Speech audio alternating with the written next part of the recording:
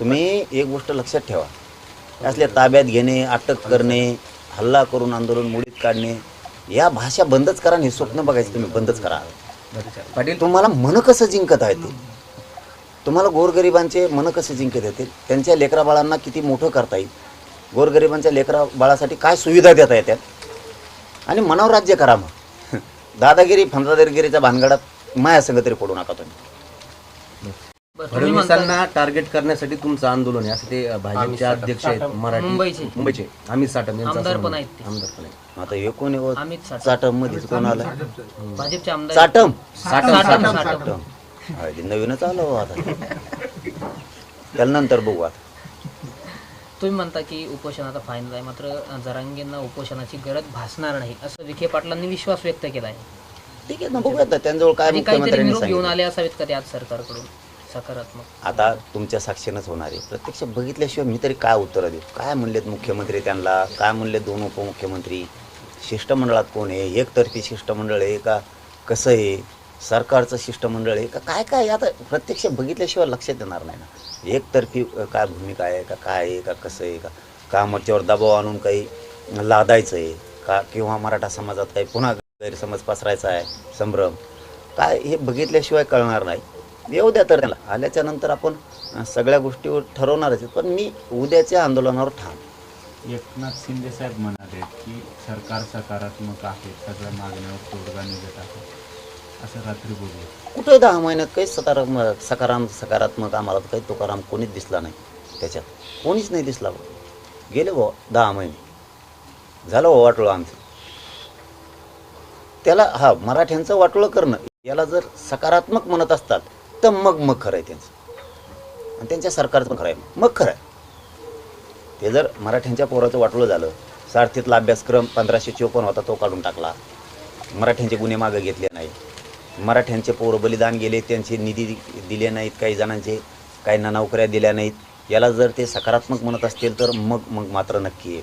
हैदराबादचं gazetteer दिलं, त्याचा JR काढला, प्रमाणपत्र दिले नाही, त्याला ते सकारात्मक म्हणत असले तर मग मात्र आहे.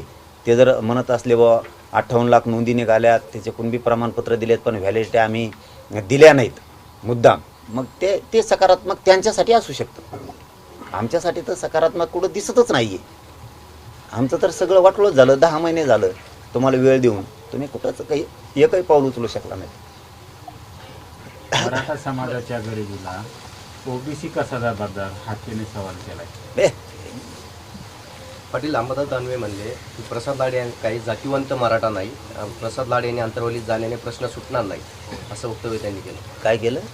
प्रसाद लाड हे जातीवंत मराठा नाही, अंतर्वलीत ते गेल्याने प्रश्न सुटणार नाही, सरकारला त्यांनी बोलावं असं देखील अंबादास दानवे म्हणले. नाही मला कशाला पडायचं आहे, मला त्याच्यात ते त्यांचा राजकीय इश्यू आहे, ते दोघं एकमेकाला उत्तरं देत बसतील, मला त्यात नाही ना पडायचं. इथं मी फक्त एवढंच आहे, जातीवंत असो नसो मी सगळ्यांसाठी जगतो, श्रीमंत मराठ्यांसाठी जगतोय, गरीब मराठ्यांसाठी जगतोय.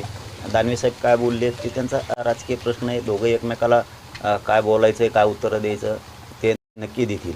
पण मी तरी भाजपच्याही मराठ्यांसाठी जगतोय, जीवाचं रान करतोय. मी काँग्रेस, शिवसेनेच्या, राष्ट्रवादीच्या सगळ्या पक्षाच्या लेकराबाळांच्या कल्याणासाठी जगतो. त्यांच्या पक्षात जरी ते आमदार मंत्री असले तरी त्यांचे कार्यकर्ते मराठा आहेत, त्यांच्या लेकीबाळीसाठी, लेकराबाळांच्या कल्याणासाठी इतका जीव जाळतो आम्ही, इतकं झटतोय की जीवाचं रान करून टाकलं, इतकं लढताना ज्याला त्याला माहीत असतं. मला पहिल्याच उपोषणानं इतके हाल आहेत माझे, माझ्या पोटात प्रचंड आग होती, मला पहिलाच प्रचंड त्रास.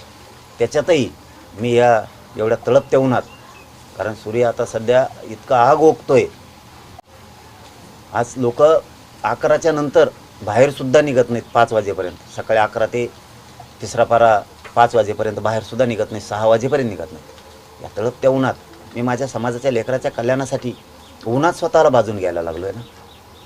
सरकारला हे तरी लक्षात आलं पाहिजे मुख्यमंत्र्यांच्या की इतक्या वेदना आहेत ना, का बरं आपण या समाजाला इतकं तळपायला लावायचं. मराठ्यांच्या लेकराबाळाने काय केलं?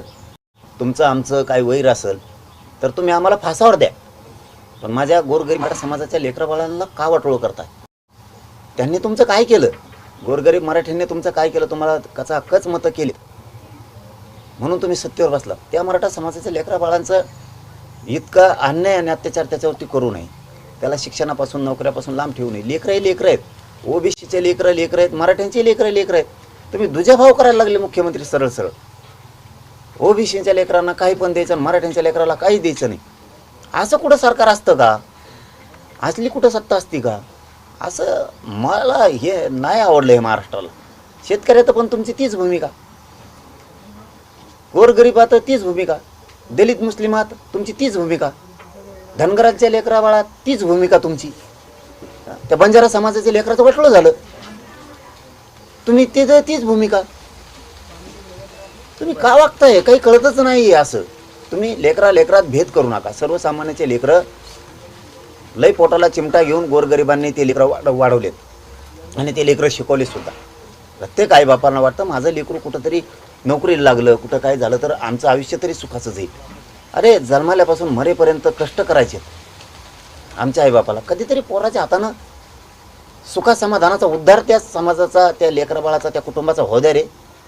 काय केलं यार तुम्हाला गरिबांनी? काय केलं? इतके गरीब लेकरं आहेत, समाजात इतकी दारिद्र्य पसरलेली, तुम्ही थोडं पण लक्ष देत नाहीत त्यांच्याकडं.